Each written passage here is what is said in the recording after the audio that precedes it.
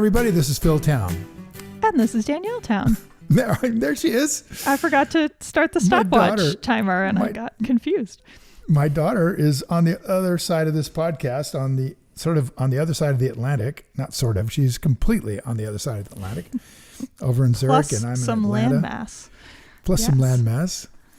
And we saw each other in Iceland this summer, which was really We did, fun. and I kept promising to all of our listeners that we would talk about that trip, and we sort of never really did. And we've also been moving towards penny stocks, so should we Can I tell everybody that you got naked and jumped into the fjord? You went into the fjord where your let's see. This is my great. So this is your great grandfather fished from the time he was 14, fished for sharks, hunted sharks. I thought he was my great. I think he's my great, and he's your great. Yeah. Okay, he's my great. Yeah. Yeah. I mean, he was born let me give a little 1840s. context to this. So as everybody knows, I've been massively ill for a long time. And so we planned this trip with me knowing that it was going to be a huge stretch for me. And so we were very careful to not plan much stuff.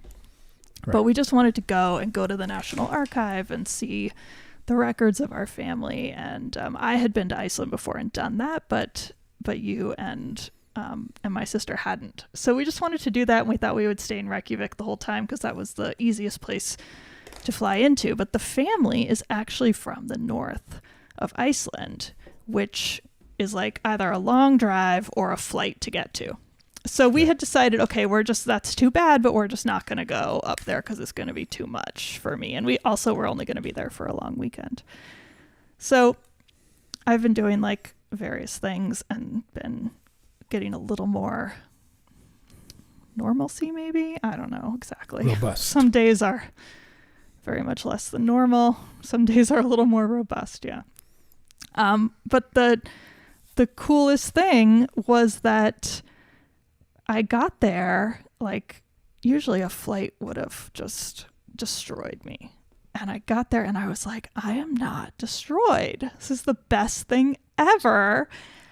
And we had the best time our first day, and we went to the National Archive right as they were closing, and they were so nice to us and let us look for the books, and we started the first thing we did was get in a cab coming back from the airport and have the cab driver tell us that we were related, because there's I forgot about that because you were so excited. I'm so excited. There's an app that everyone uses in Iceland to be sure you're not about to marry your cousin, because there's 380,000 people or something. So yeah, and everybody whose family have been there from the beginning are all related in some way or another. And this app shows you if you are, and in a matter of a minute, knowing our great grandfather's birth date and location, he found him and then went back from there and found that we were related from his ancestor to our ancestor. Were brothers back in 1590. They were born in 1590. And it's okay, this is really amazing. We're in an interesting country that has really, really good records of everyone going back to the founders. Yeah. So really quite cool. So for people who don't know about Iceland genealogy, it's been such an isolated island for almost 1,000 years, right? Since roughly 1400. I think 1200. 890. But there were people coming in and out for a little while, and then there was kind of a period where people stopped moving to Iceland, essentially, and I can't remember exactly when that was. But so for very many hundreds of years, it's been isolated and cut off, and like you said, everybody had to just sort of marry each other. Yeah. And so it also is a place where in the Nordic tradition, they don't have last names. You take the name of your father's first name, and add son or daughter to it. Right. And women don't change their names when they got married. They're just so-and-so's daughter for their whole lives. And so in order to track who was married to who and who was whose child, the church parishes took excellent records of everybody. And so because Iceland was, one, so isolated, and two, had very reliable genealogical records of who and when and where everybody was born and got married and died, it has the best genealogical records in the world. And because of that, like, we as descendants of Icelanders can go to the National Archives and actually look at the actual books of these church parish records. Yeah, it's just incredible. The original books. It was like they just pull them out and give them to you. It's like, here you go. They do have copies now.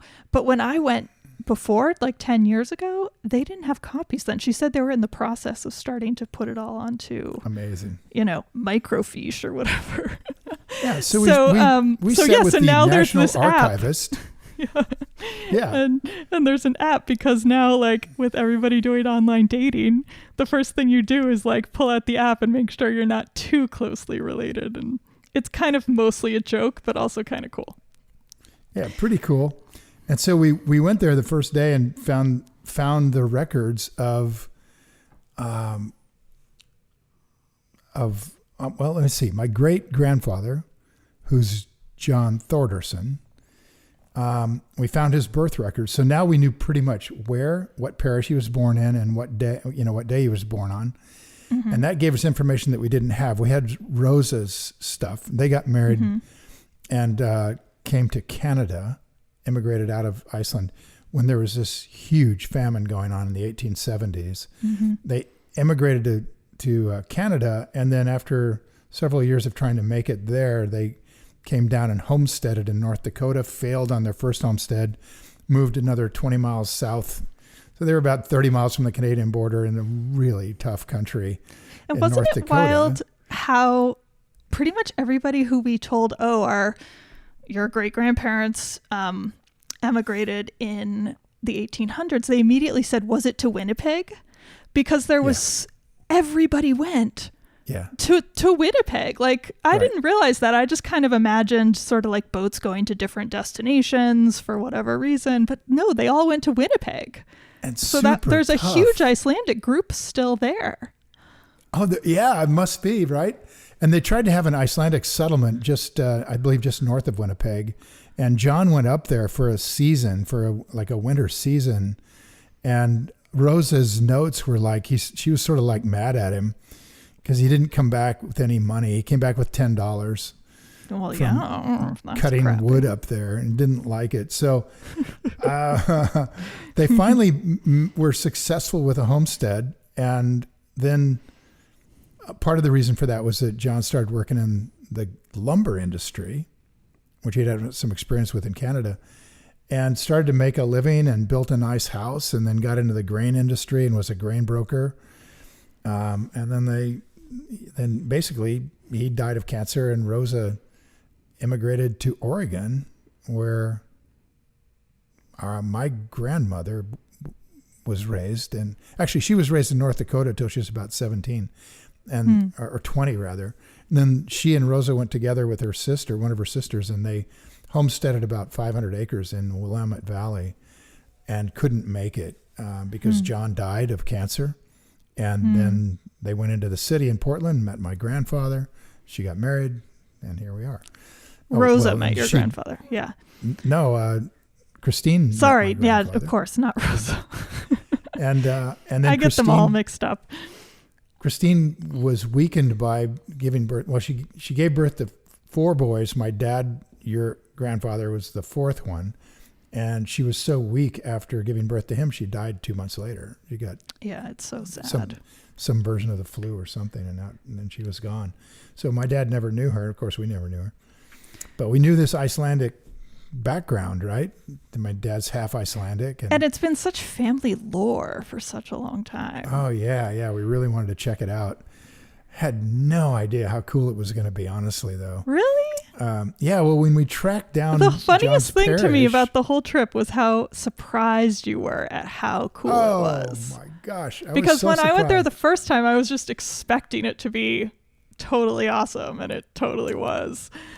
And I think, I don't know, maybe you just hadn't thought about it too much. I just didn't really have any expectation of how it hit me. Yeah. But when we got a hold of a guide, just happenstance on the internet, just dug in and found a guide who was available named Thor Halmerson. And Thor had lived his whole life up in Akureyri. And wait. Let's, before we get to back. Thor.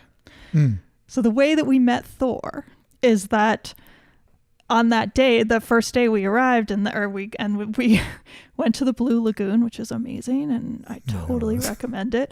And and by the way, I think that actually, not just besides that the Blue Lagoon is incredible, but I feel like for the three of us, it was a very impressionable moment of thinking about how unbelievably hard Rosa and John's lives were.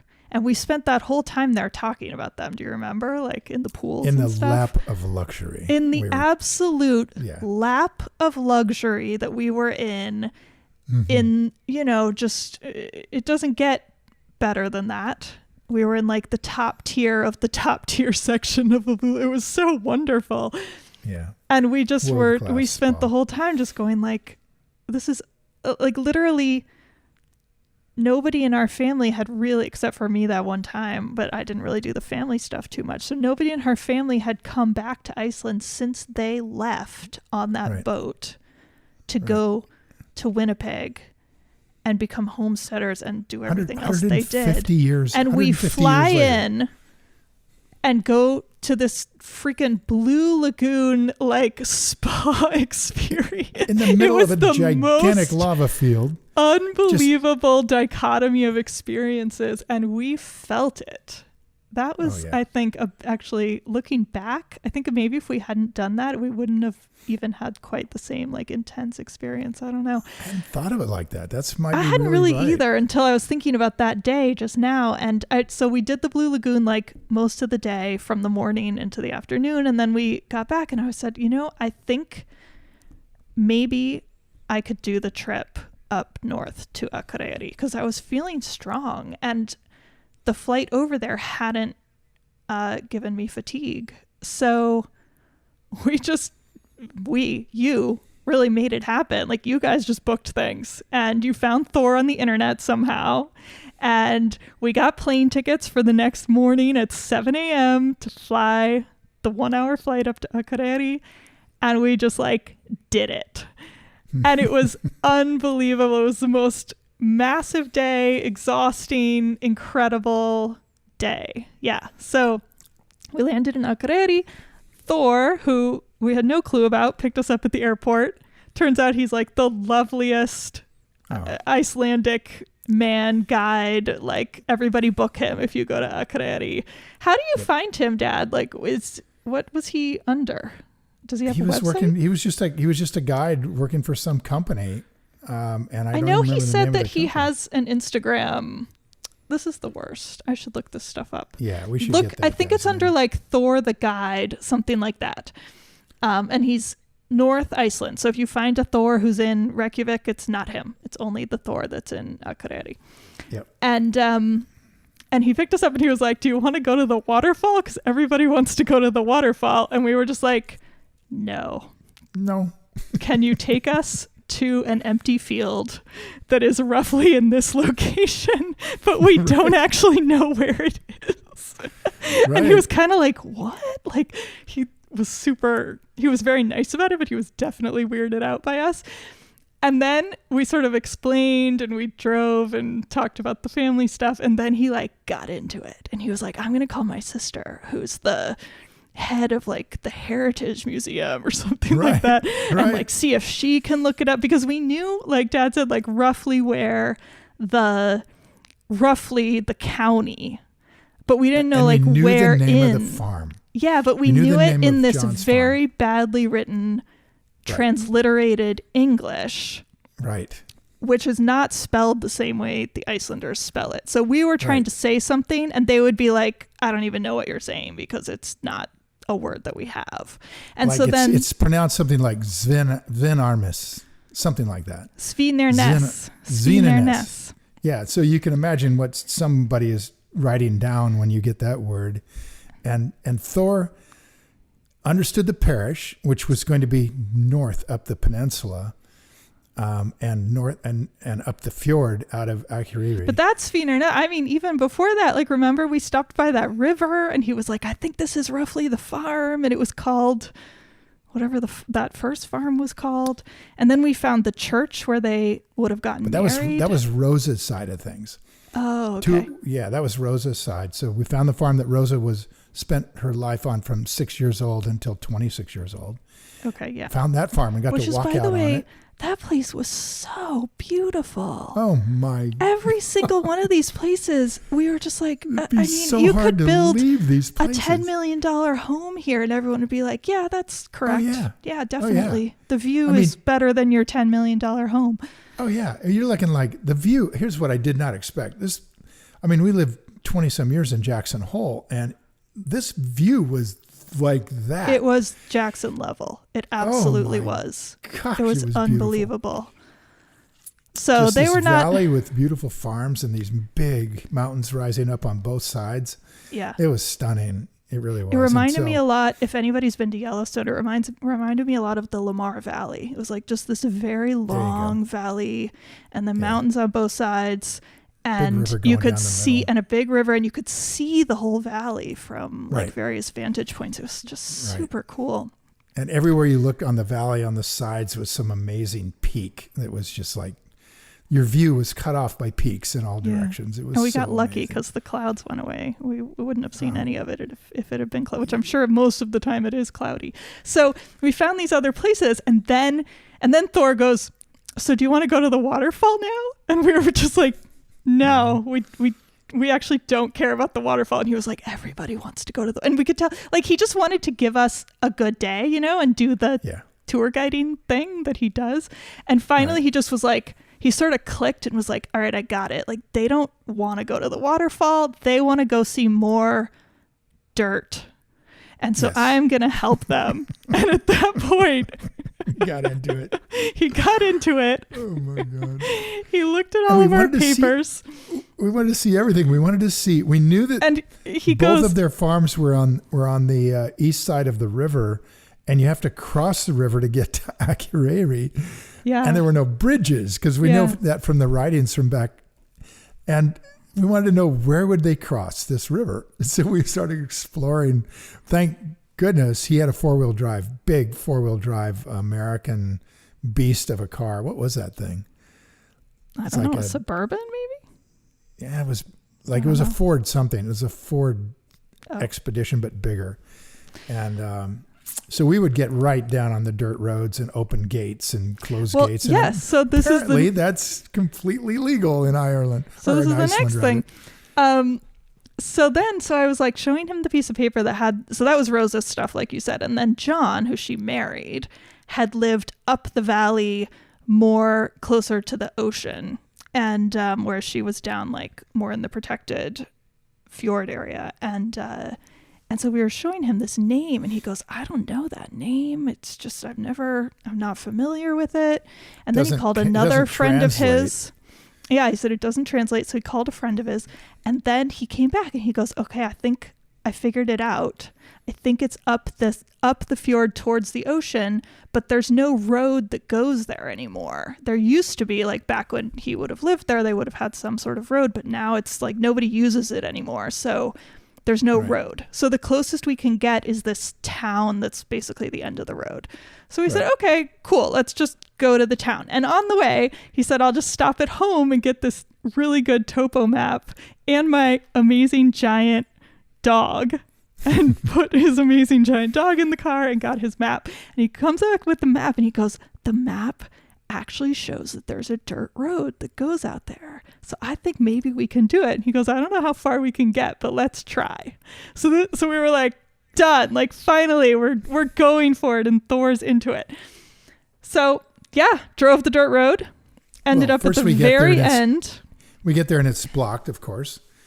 It was? With a fence. Yeah, there's a fence. And you had to open some fences. Yeah. And it turns out that in Iceland, there's a law that you can go through anybody's property.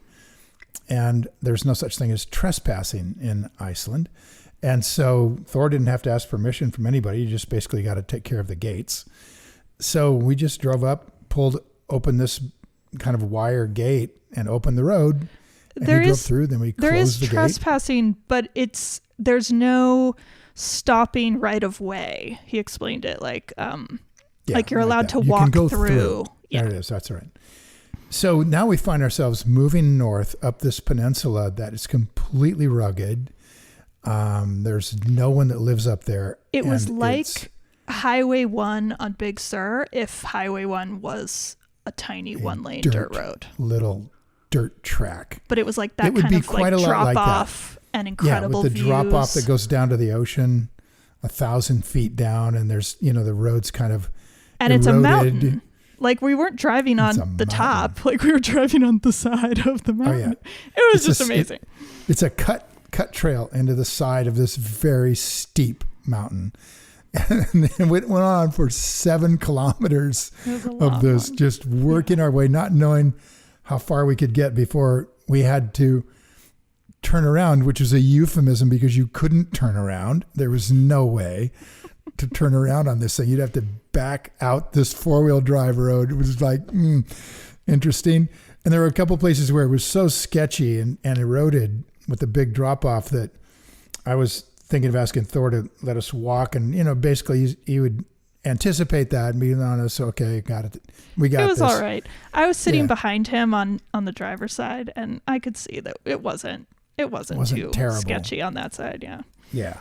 And so we kept coming to, and it turns out that if you have certain maps, that the names of the farms are on those maps because the farm names stay with the farm. That was wild. And they stay with the farm from back hundreds of years. And so you'll see these dots on the map with a name, and it's the name of the farm, and it goes back forever. So this map that he had was from last year, and it had the same name as the names that we had Svinarnes from 1890. Yeah, exactly. Insane. And we only had, and so we knew roughly where it was. It was a point on the map, so you don't know how accurate those are. Yeah. But we got a real benefit of some good markings from the country. Because these properties had sort of become landmarks of sort, like sort of historical, very rough to live up there on this fjord. It was very far from anything and very hard to get to town. And to this day, we don't know if our ancestors rode a boat to town or whether they tried to take a horse to town or a wagon to town or walk to town. It's like 20 miles down to Akureyri. There's the crow flies. So we got closer and we started to see some abandoned ruins. And so we stopped and got out and began to look in that direction. And there was a signpost that said the name of the farm that was right before Svinarnes. And we were like, holy smokes. And it's got the date that there was an attempted homestead. And then so it was basically like abandoned. A historical plaque. Yeah, a little square about 6 inches on a post. And so then we knew right where we were, and it was right where the map said we were. So we could look and see the ruins of the farmhouse, which was on Svinarnes. And then we kept going another kilometer or so, or a little less, and came to a really livable part of this fjord. It was not so steep. It was still steep, but not ridiculous. We could turn the truck around. And there was Svinarnes sign by a ruin that had rock stone foundation, and then the ruin was cement, which meant that it had, of course, been built later. And John abandoned this place. The latest he used it was 1876. That was the year that they left, unless his father was still there, which may be the case. We just don't know what happened to his dad, our my great-great, your great-great-great grandfather, because they were shark fishermen. And shark fishing was only allowed in the wintertime, astonishingly, which meant that was because everyone had to work on a farm in the summertime all through that time period. It was sort of communal, tribal living. And so everyone went down to the more arable parts of Akureyri and worked farms. That's why John had a farm down there. And then in the winter, they would go up on this peninsula, and they had a little alcove that you could get a boat into. So it's just why they chose that. That's, I think, how we really knew that we had found the right place, right? Because we found that little inlet place, and it just made sense. That's a place where you could come back with a shark dragging off the side of your literally rowboat, and you could get the shark up the rocks, and there were rocks that were kind of smoothed a little bit, and either they started out that way or they got that way. And there was another ruin of a dwelling or of a drying house or of a process, something that was there. So we're 99% sure that's the spot. It was pretty crazy to think about that life and try to imagine it. And there was two things that made it possible to live there. One was you could get your boat away from the rough water of the fjord. Yeah. And the second was that there was a little tiny river, which is what this farm was named for. Sven Arnes means, what does it mean? Pig something. And it's the Pig River. Yeah, it was like the Pig Creek, something Pig like Creek that. or something. It was they call it a river, but it's 4 feet wide. But it comes down like a waterfall in Yosemite off of this mountain, and ran fairly near where they put the house foundation, so they could get fresh water and they could get their boat in. And those are the two things they had to have in order to live there. Initially we thought they had to bring sharks up onto this bluff, which would be tough work. And then we found out later that they didn't bring the sharks in unless they were going to bury them and eat them later, let them ferment for 3 or 4 months and become edible of sorts. Otherwise, they would gut the shark out at sea and pull the liver, and that's what they were hunting for. Oh, really? Oh, I didn't know. Yeah. That. So the livers were very, very valuable because it was oil that could be used in lamps, and they sold them to traders who took them to Denmark. And you could make a good living, and you could buy farms if you survived. And of course, survival was the essence of understanding the winds and understanding your boat. I mean, these guys were going out in 20-foot rowboats that would have 2 or 3 sets of oars to row. It'd be like 6 or 7 guys on the boat. And John started going out with his dad when he was 14. That was the youngest you were allowed to go. And sometimes people just didn't come back, and nobody ever knew what happened to them. And that was just the end of it. Because if your boat tipped over, most of these guys couldn't even swim. So much less survive in the Arctic Sea in the winter. Right. Think about the modern clothing that fishermen wear. Right. The rain gear, the water gear, the survival gear. They didn't have any of that. They had wool, probably. No, they had skins. Oh, they would wear skins. Yeah. You must have learned all this stuff after I left. I did. I learned it when we went up to one of the northern fjords. It wasn't Akureyri, and they have a display set out by the water. That's where you got that photo. So I got the photo of the painting. A boat that was from 1936. So it was very much. It was built out of driftwood. All the forests were cut down in Iceland for survival. And the only wood that was available was driftwood coming in from Siberia. And so they would find this amazing driftwood, which would be fabulously sturdy, and carve it and build boats. And the oars were, I rode for years in the Grand Canyon. We had oars with blades that were about 8 inches wide. And these guys had blades that were about 3 inches wide. And that was because they were going to row for 8 or 9 hours. The doula who was describing all this. Isn't that a person that explains historic things? Docent. Like in a museum? Yeah, doula. Oh, okay. Else. A doula is a birth coach. So I was a little confused. Okay. So docent. So it wasn't in a museum. It was outdoors at a display of what the homes looked like and so on. And she wore a waterproof suit. And what it was you take sheepskin, turn it inside out, and on the outside you cover it with fish oil. and shark oil, and it becomes impermeable of sorts. And that's what they wore. They wore hats made out of that, and the whole thing all the way down to their feet. Nice. And get this, they I used bet that worked. Oh, I think it worked really well, actually. And it may be even better than the gear we have now. Who knows? It's probably really heavy, but I bet it kept the water out. Yeah, I would think so. And weight wouldn't be a real problem in rowing. You're just trying to stay warm. Yeah. But one of the cool things that they showed us was that they used a 2-thumb glove. Okay. Like they would knit a 2-thumb glove. It would be a glove on each side of the glove. I mean, a thumb on each side of the glove. Uh-huh. And the reason they did that is because when you're rowing, you're going to wear out the inside, the part of the glove that's on your inside of your hand. And this will allow you to turn the glove over in another thumb hole there and then row it again. So the gloves would last twice as long. Amazing. So I thought those were really cool. That is so smart. But she was talking about how dangerous this was. I mean, so many of these guys lost their lives going out in the Arctic Sea in the winter to fish with big fish hooks to try to hook these Norwegian sharks that were bottom feeders mostly. And they would pull them up. They would be as big as the boat. 20 feet was common.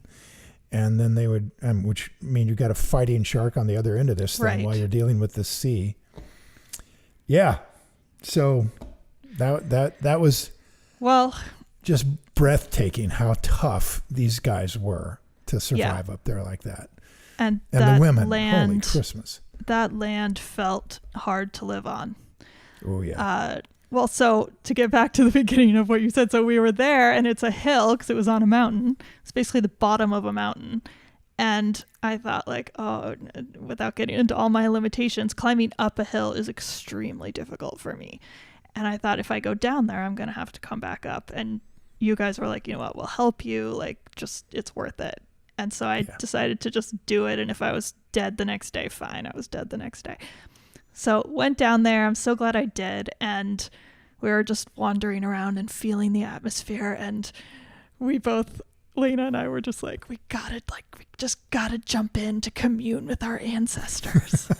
So Dad turned around, went back up the hill, and it was stripped off, and we didn't jump in. It was horribly cold. It was exactly as cold as you imagine the Arctic Sea to be. So basically, individually, each one of us stood there and we're like, okay, do it.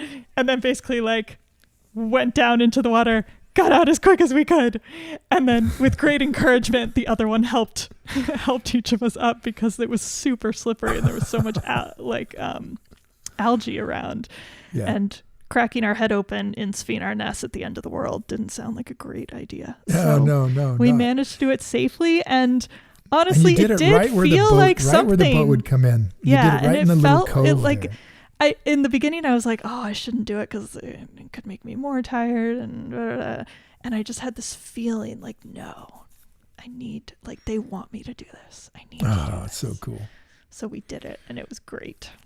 Oh my, that's so cool. And then we somehow got back up the hill and went back to the airport and flew back to Reykjavik, and basically have been amazed that we did that ever since then. It's super, super great. And I'll incredible. Tell you, I think just a lead, we were going to talk about penny stocks today, and we sort of went off on this little mental journey, but there's something to learn here for investing. And that is that. What's that, Dad? We talk a lot about risk. And in penny stocks, one of the great cautions of penny stocks is they're much more risky than larger, more established companies. Often they're not very good companies and they're just struggling. And there are people who purport to be able to tell you what stocks to buy, and they're just old-fashioned pump and dump schemes and scam artists. And I mean, the penny stock world is much less regulated and much more wild, wild west. And maybe not the best place for somebody that wants to buy and hold something forever, because these companies are very volatile and may go under. And you really got to know what you're doing if you want to own something for a long time.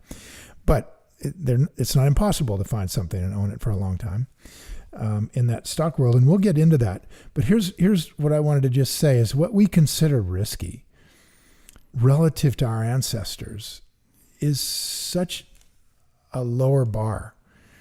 You know, I mean, these people went out every day to survive. I mean, they may not get through the winter. Their children might not get through the winter.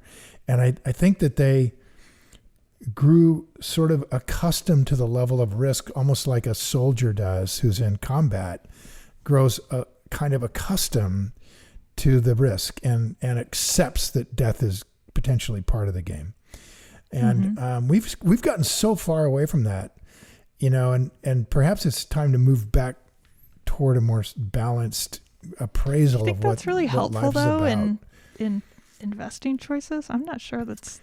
I think it's helpful. I'm in not the sure sense having that a lower bar of what's risky is. Well, here's what I wanted to say is that one of the things that I thought when I got back from Vietnam was that every day I get up, nobody's trying to kill me. Yeah. And it's like you start to realize that what we think is a terrible, horrible event in your life is so not horrible or terrible. It's just an economic downturn or an economic event.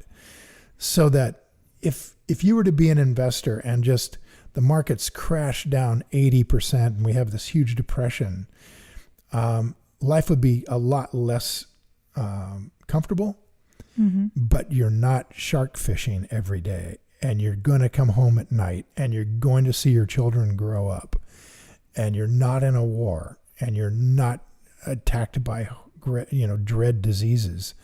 And all of that was what was part of all of our ancestors' lives forever before the industrial age started to happen. So I think just keep it in mind. If you have a bad streak and things aren't going well, whatever part of your life things are not going well, keep a level keel, right? Keep it in mind that you're not facing death on a daily basis. And if you're not, then you're always going to be around to fight back and get up off the floor and give it another shot the next day. So that's what it teaches me when I look back at our ancestors. All right. Sounds good. All right. With that, thanks everybody for listening to our walk down memory lane, and maybe we'll talk about investing next week. I think we will. Thanks, everybody. Bye. Time to go play. See ya.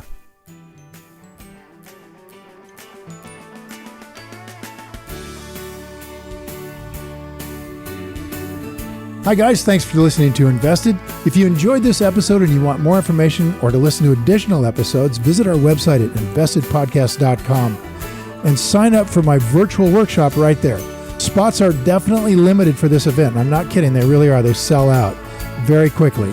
So everything discussed on this podcast, by the way, is either my opinion or it's Danielle's opinion.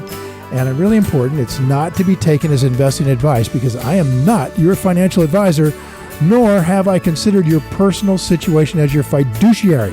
So remember that. You're on your own here. This podcast is for your entertainment and education only, and I really hope you enjoyed it.